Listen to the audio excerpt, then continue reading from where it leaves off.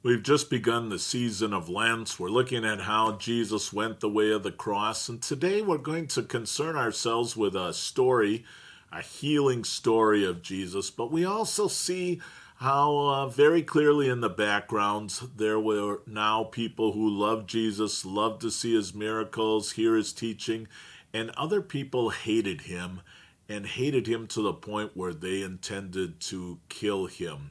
And the section of the word that we're considering is Mark chapter 3, verses 1 to 6. Another time Jesus went into the synagogue, and a man with a shriveled hand was there. Some of them were looking for a reason to accuse Jesus, so they watched him closely to see if he would heal him on the Sabbath. Jesus said to the man with the shriveled hand, "Stand up in front of everyone." Then Jesus asked him, "Which is lawful on the Sabbath, to do good or to do evil, to save life or to kill?"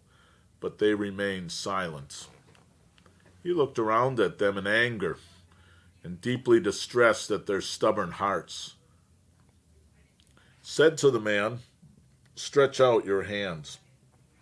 He stretched it out, and his hand was completely restored.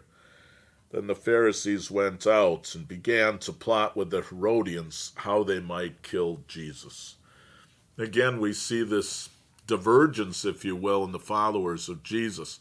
Those who love him and those who were plotting to kill him. They were looking to see what Jesus was going to do in this specific situation because it was the Sabbath day.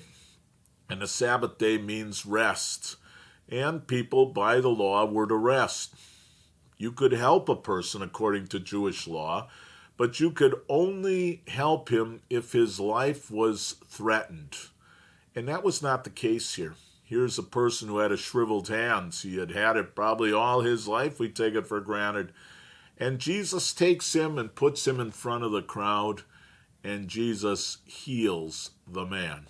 And the enemies of Jesus looked at this as an opportunity to show that Jesus somehow defied the Sabbath. But we can say this, according to Scripture, Jesus is the Lord of the Sabbath.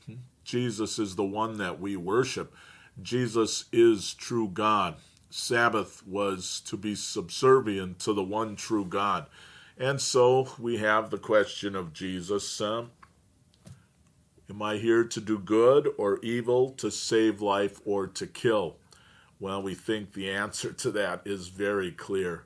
Jesus came to save lives. Jesus came to give life to people who were dead in their sins, to change their lives, to transform their lives, just like he has done with us.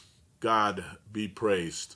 Jesus is the Lord of the Sabbath. He is the one who knew what was happening there with those enemies of Jesus, knew that they were plotting to kill him.